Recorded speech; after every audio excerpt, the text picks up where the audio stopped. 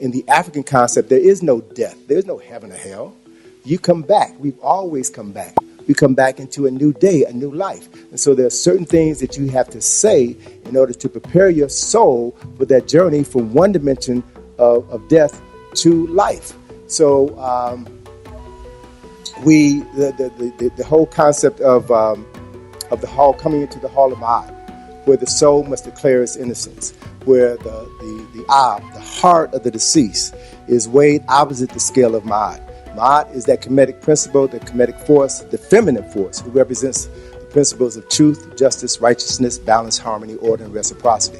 So in that Hall of Maat, the soul of the deceased must recite the 42 admonitions of Maat, 42 declarations of innocence, right? And some of those declarations they may sound a little familiar to you. Some of these declarations are, I have not spoken ill, I have not killed, I have not committed adultery, I have not polluted myself, I have not polluted the land, I have not stolen, I have not done these things against others. You declare your innocence as you stand before God, as you stand before, in this particular instance, as you stood before Asar on the day of your judgment.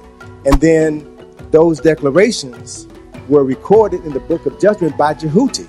And if one were true to these 42 declarations of innocence, which were distilled by Jews into the 10 commandments, then you would understand that there's a profound difference between a declaration of innocence. I have not stolen.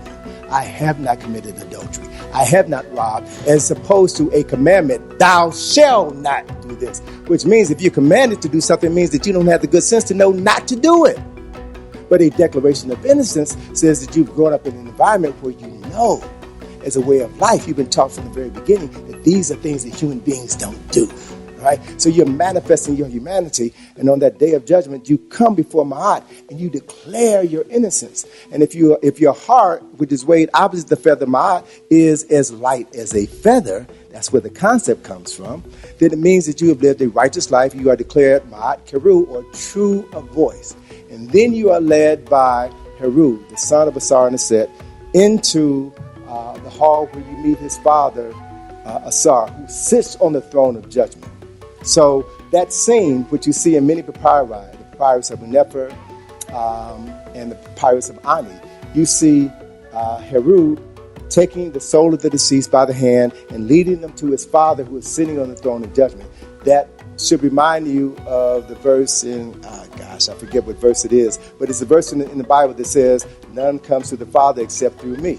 Right? So if you knew our spiritual traditions, then you would understand where the Bible came from. The Bible is nothing but a distillation of African spiritual traditions. So spirituality is profoundly different from religion, right? And both are means by which a people attempt to reconnect with a source which you cannot see, but expresses itself in everything, right? So in Kemet, that spiritual manifestation of the Creator was known as Netru, which is where we have derived the word nature. So it is nature that is the source. It is nature that is the visible manifestation of the unseen presence of the Creator. Nature creates everything. So if you look at this particular society right now, who is anti-nature? Who is destroying the environment? Who disrespects the environment, right? And that tells you who is aligned to the Creator and who is not.